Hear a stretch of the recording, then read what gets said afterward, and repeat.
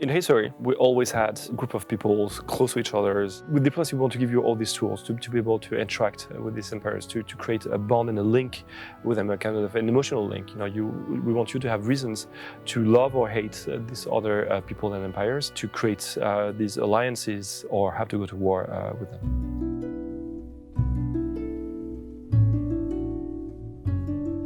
What was really important for diplomacy was the stories that players would tell each other. If you look at, say, the First World War, what happened, it wasn't a direct engagement immediately. There were a lot of people getting roped in, alliances playing off against each other, negotiations. So, in order to be historically authentic, we needed to add a little bit more, more tools in the player's toolbox, things like bribe or propose, threaten, demand. The other thing that was very important for us was to make sure that everything was very, anchored in a physical space. So we're not talking, in general terms all the time. We're talking about this specific territory here. Don't colonize there. That's mine. We want things to feel, nicely immediate. We don't want to have sort of a round-robin vote of everyone deciding what to do. We want you to get feedback interactions, make things feel nicely, quick, immediate, impactful. When at peace, you can unlock various forms of cooperation by proposing treaties. The recipients can refuse, accept, or ask for money in return for accepting. You can also propose an alliance.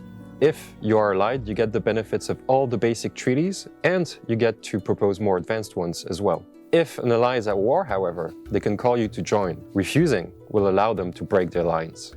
Your civilization needs resources in order to build units, to build infrastructures, and to boost its economy. You can acquire these resources either aggressively, by claiming territory and exploiting them yourself, or you can buy them from another civilization.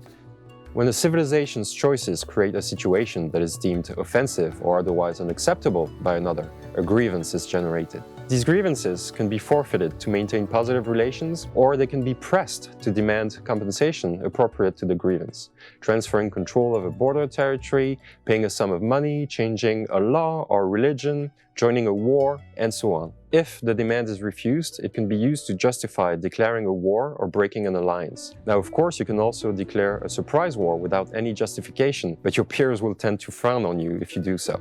Once two civilizations have declared war, they'll need to think about their population's support for this war, or morale. This is a value that will tend to decrease over time because people get fed up with fighting a conflict. You can also damage the other side's morale by winning battles against them, by occupying their cities. Bombardment and ransacking also has an impact. And finally, if you're able to push the other side's morale down to zero, you can force them to surrender.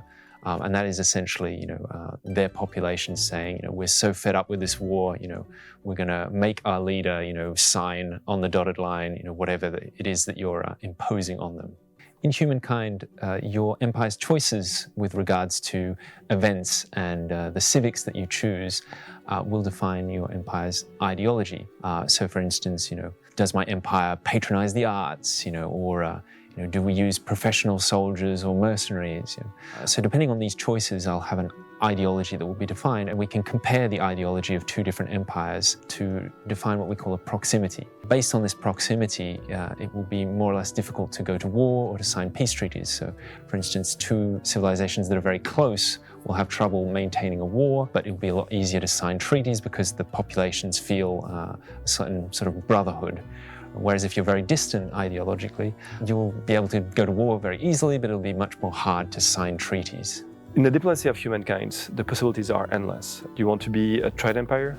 Do you want to be friends with everyone and therefore not have to go to war? Do you want to create a culture that will attract the sympathy of all these other empires? Will you be feared by your neighbors because you do not react lightly to their provocations through crisis? It's up to you to decide how you will mark history as a leader.